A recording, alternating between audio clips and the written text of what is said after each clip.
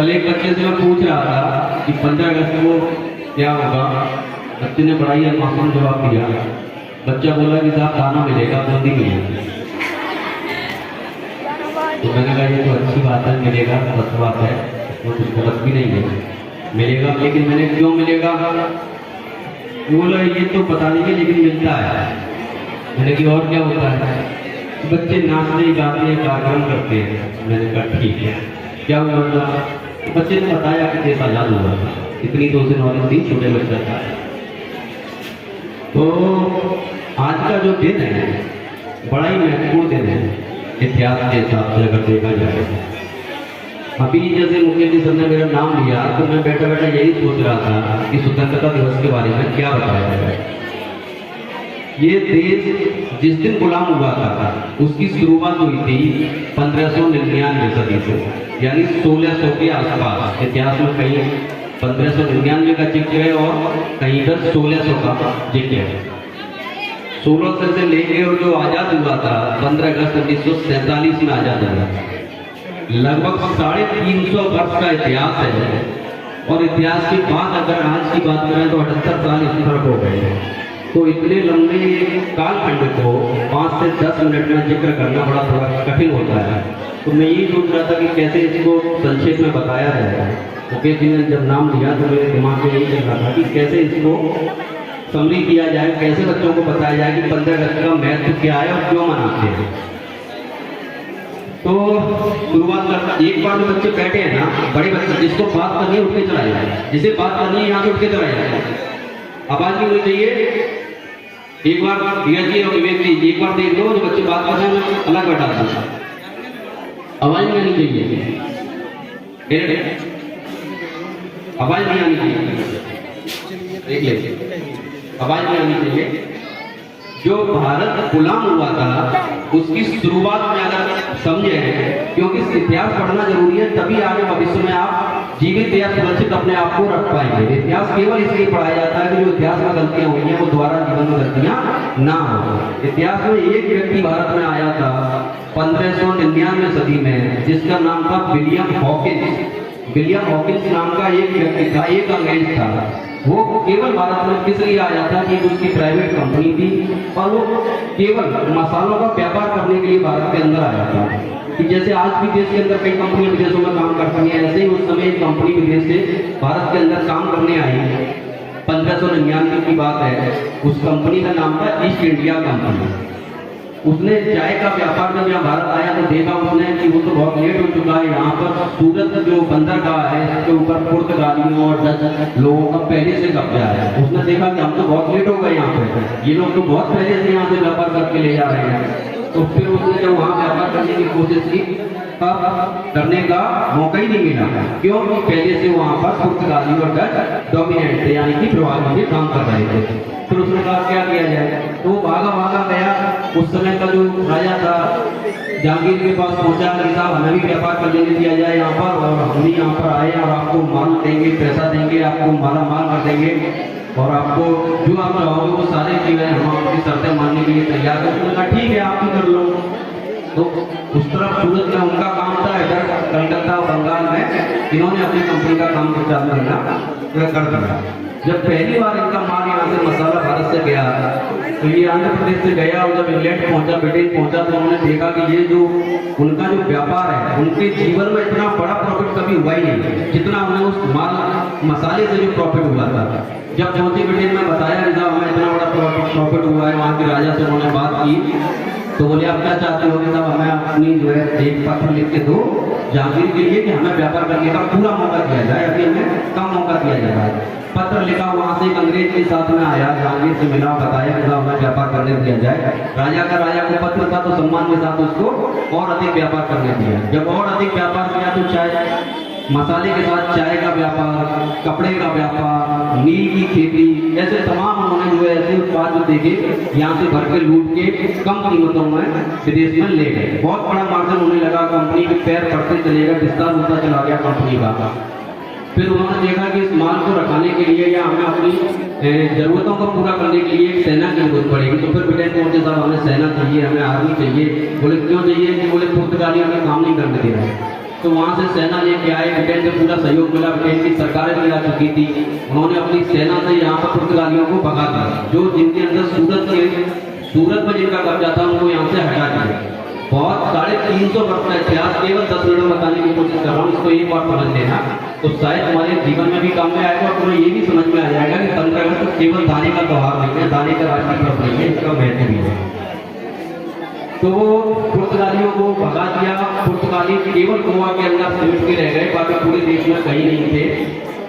उस तरह से उन्होंने वहाँ भी कब्जा कर लिया। जब सेना बनाई, बढ़ती चली गई सेना, तो जो यहाँ के मुगल शासक थे उन्हें ये बात पसंद नहीं आई कि जो विदेशी कंपनियों उतनी बड़ी सेना बना के क्यों खड़ी कर दी। उन्होंने अपने गोदामों के ऊपर तोप के गोले लगा दिए, बंदूकें लगा दी, हथियार ले आए वहाँ से। तार की व्यवस्था थी सूचना आदान प्रदान करने के लिए। तो उसके बाद एक मुगल शासक था, उसको ये सब चीज़ें अच्छी नहीं लग रही थी, वो अंदर ही अंदर परेशान था, इनका आतंक बढ़ता जा रहा था, शोषण बढ़ता जा रहा था। तो उसका नाम था सजाउद्दौला। सजाउद्दौला उसका नाम था, नवाब था बंगाल का, कलकत्ते का। उसने उसको युद्ध किया, बोला कि अंग्रेजों का ये तुम्हारा अत्याचार बर्दाश्त नहीं करेंगे। और पहला युद्ध हुआ प्लासी का युद्ध। प्लासी का युद्ध बता सकता है कब हुआ था? प्लासी का युद्ध कब हुआ था? 1757।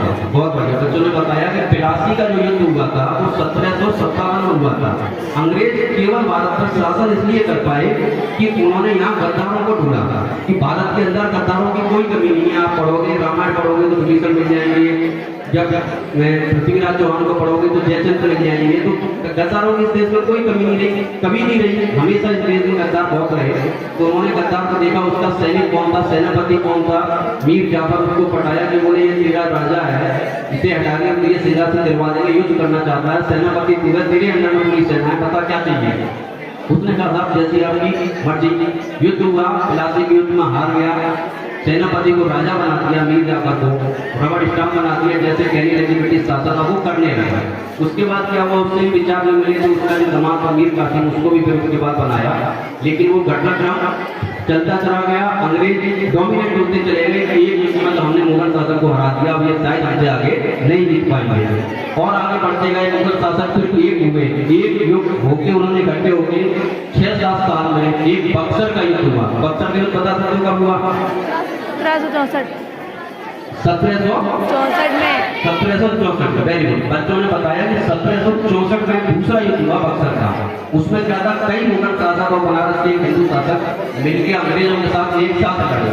लेकिन उसका जो परिणाम था उसमें ये हुआ कि अंग्रेजों के पास आधुनिक हथियार थे, आधुनिक टेक्नोलॉजी थी और यहाँ के जो शासक थे वो उनसे युद्ध हार गए।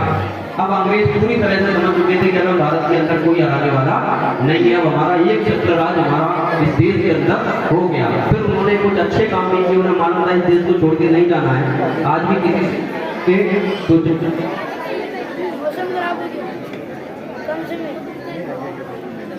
हाँ तो छोड़ के जाना नहीं है, तो उन्होंने काफी कॉलेज बनवाए, डिग्री कॉलेज बनवाए, रेलवे लाइनें बिछवाई, उन्होंने विकास किया यहाँ पर, एजुकेशन भी लेके आए। लेकिन वो देखते जा रहे थे कि किसानों का शोषण लगातार बढ़ता जा रहा था, देश की जनता भी देखती जा रही थी। तो इस तरह से जब उनका आतंक बढ़ता गया तो एक उत्तर प्रदेश में जो बच्चे खड़े हुए एक बार बैठ जाए, जो बच्चे खड़े हुए एक बार बैठ जाए, जो बच्चे खड़े हुए एक बार बैठ जाए। आवाज नहीं, बिल्कुल भी आवाज नहीं, शांति से सुनो, ज्यादा टाइम नहीं लूंगा, 10 मिनट और लगेंगे क्योंकि मौसम भी गड़बड़ हो रहा है और पीछे से भी सिग्नल मिल रहे हैं कि 10 मिनट में बात अपनी खत्म कर देंगे। तो वैसे 350 वर्ष का इतिहास है, तो मुझे लगता है कि 4 घंटे भी बोला जाए तो कम ही होगा। लेकिन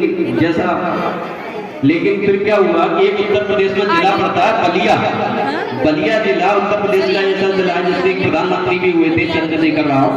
उसी बलिया जिले में 19 जुलाई 1827 में एक दिवाकर पांडे जी का एक बच्चे का जन्म हुआ और उस बच्चे का नाम था, क्या नाम था कोई बता सकता है? बता सकता है कोई? नहीं पता। उस बच्चे का नाम था मंगल पांडे। क्या नाम था? मंगल पांडे। उस बच्चे का जन्म और अंग्रेजों के पतन की शुरुआत उस दिन से हो चुकी थी। वो 1830 में अकाल पड़ा, उसकी बहन खत्म हो गई। उसने देखा कि किस तरह से अंग्रेज शोषण कर रहे हैं, हम अपनी मर्जी के अनुसार ना तो अनाज उगा सकते हैं खेतों में, ना खेती कर सकते हैं, उनकी विदेश में क्या डिमांड है उस हिसाब से हमें यहाँ खेती करने को मजबूर किया जा रहा है। देखते हुए जब मंगल पांडे बड़े हुए, लंबे चौड़े थे, 6 फुट के जवान थे, 56 इंच का सीना था, तो उनका आर्थिक स्थिति अच्छी नहीं थी, तो अंग्रेजों की सेना में वो भर्ती हो गए। अंग्रेजों की सेना में भर्ती, अंग्रेज को ऐसा ही जवान चाहिए थे, 6 फुट का जवान लंबा चौड़ा चाहिए था, उन्होंने अपनी सेना में भर्ती कर लिया। एक कलकत्ता में जगह पड़ती है जो जगह बैरकपुर एक बैरक थी, के अधिकारी वहीं रहा करते थे। तो वहां उस सबसे ज्यादा सैनिक थे उस समय। हेलो, समय उन्हें वहां पर नौकरी मिल गई, लेकिन जाति से ब्राह्मण थे, तो उस समय वो पानी लेके कहीं जा रहे थे, तो उन्होंने देखा कि किसी ने पानी मांगा और उन्होंने पानी देने से इनकार कर दिया कि बोले अब मैं द्वारा पानी लेने जाना पड़ेगा, मुझे बर्तन धोना पड़ेगा।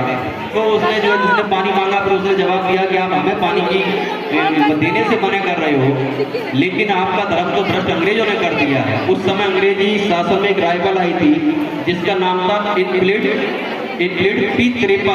वो राइफल ऐसी थी, काफी लंबी सिंगल बैरल की बंदूक थी जिसमें कारतूस लगाया जाता था। और वो कारतूस बताया कि गाय की चमड़ी से और सूकर की चर्बी से मिला के तैयार हुआ है, जो हिंदुओं के धर्म को भ्रष्ट करने के लिए काफी था। सूगर से मुस्लिम समुदाय नफरत करता है और गाय से हिंदू जो समाज है वो उसकी आस्था जुड़ी हुई है। दोनों को उन्होंने अपमानित करने के लिए इस तरह का प्लान किया। तो जब ये बात सैनिकों को मालूम पड़ी तो उनका विद्रोह हुआ कि बोले इस कारतूस को मुंह से नहीं छीलेंगे, मुंह से छील के बंदूक में डालना पड़ता था, तो उन्होंने इसका विरोध किया। जब इसका विरोध हुआ तो विरोध इतना उग्र रूप ले लिया, तो 400 सैनिक खड़े थे और अंग्रेजी सैनिक एक आया, अंग्रेजी अधिकारी आया, तो मंगल पांडे ने अपने सैनिकों से कहा कि हमला करो, लेकिन कोई सैनिक उनके सामने नहीं आया। उन्होंने अकेले हमला कर दिया, गोली सामने वो अंग्रेजों को दी। उस समय वो हालत था, जो अंग्रेजों का विरोध करता था तो उसको तोप के सामने लगा के उड़ा दिया जाता था। आप एक कल्पना करके देखो, जो अंग्रेजों के खिलाफ बोलने वाला था उसको तोप से उड़ा दिया जाता था, उसकी परवाह न करते हुए उन्होंने अंग्रेजों का विरोध किया। वो पहला भारत के अंदर क्रांतिकारी था, पहला भारत के अंदर व्यक्ति था जिसने अंग्रेजों का खुल के विरोध किया। आज भी अगर इतिहास को नाम लेते हैं कि क्रांति कैसे, स्वतंत्रता कैसे मिली, तो पहला नाम आता है, अगर इतिहास पढ़ोगे तो मंगल पांडे का आता है। मंगल पांडे ने गोली दी, गोली बच गई सामने, फिर उन्होंने चाकू और अपनी तलवारों से वार किया अंग्रेजों पर। दो अंग्रेज थे, अंग्रेज ने हुक्म दिया सैनिकों को कि पकड़ो इसको, लेकिन कोई सैनिक पकड़ने नहीं आया। एक सैनिक था शेख पलटू, जो भारतीय सेना में था, उसने जरूर उसको पकड़ा। उसको बाद में अंग्रेजों ने प्रमोशन दे दिया। अंग्रेज की गिरफ्त में आ गए थे मंगल पांडे जी, जेल में बंद कर दिया था, लेकिन उन्हें चिंता ये लग रही थी कि ब्रिटिश शासन में जाके क्या जवाब देंगे। जब ब्रिटिश शासन में ये बात पहुंची तो उन्हें ये लगा, इतिहास काफी लंबा है, अगर बात करेंगे तो मुझे लगता है समय ज्यादा लग जाएगा, संक्षिप्त में बात कर लेते हैं। जब देश, हालांकि जब लंबी लड़ाई को 1957 में जो क्रांति हुई, 18 अप्रैल 1957 को मंगल पांडे की फांसी तय की गई अंग्रेजों द्वारा। अंग्रेज द्वारा बोला गया कि आप बोल दो कि मैं भांग के नशे में था, आपको माफ कर दिया जाएगा। उसने कहा मुझे माफी नहीं चाहिए, मुझे फांसी का झूला चाहिए, लेकिन कहूंगा ये कि मैंने आपका विरोध किया। लेकिन 10 दिन पहले उनको फांसी दे दी गई, उसकी फिर मेरठ में भी क्रांति पहुंची। ये बातें बहुत लंबी है, अगर चलेंगे तो समय को देखते हुए संक्षिप्त में बात कर लेते हैं। 15 अगस्त 1947 को आजादी तो मिल गई। आजादी मिलने में जो क्रांतिकारियों का खून बहा था, वो पानी से भी कम कीमत पर लोगों ने अपने खून बहा दिया था इस देश की आजादी के लिए। 20 साल के युवा, 22 साल के युवा लड़के फांसी पे ऐसे झूल गए थे जैसे हंस के मान लो कोई खेल खेल रहे हो, केवल किस लिए कि देश की आजादी के लिए। उस आजादी को हमें समझना चाहिए। उसके बाद जब हमें 47 में आजादी मिली, तो 47 के बाद ही आजादी से अभी तक लेके 5 युद्ध भारत के हुए हैं। 5 युद्ध में केवल 1 युद्ध हमारे हैं और 4 युद्ध जीते हैं। पहला युद्ध कब हुआ था? 1947 में। कब हुआ था? अक्टूबर में। समय थोड़ा कम है, आगे कभी मौका मिलेगा तो इस पूरी बात को रखूंगा मैं। और आज के समय को देखते हुए मौसम भी थोड़ा सा अनुकूल नहीं है, प्रतिकूल मौसम है, तो अभी फिलहाल के लिए को थोड़ा विराम देता हूँ। आगे मौका मिलेगा, खुद चर्चा करेंगे। धन्यवाद। क्या बात है।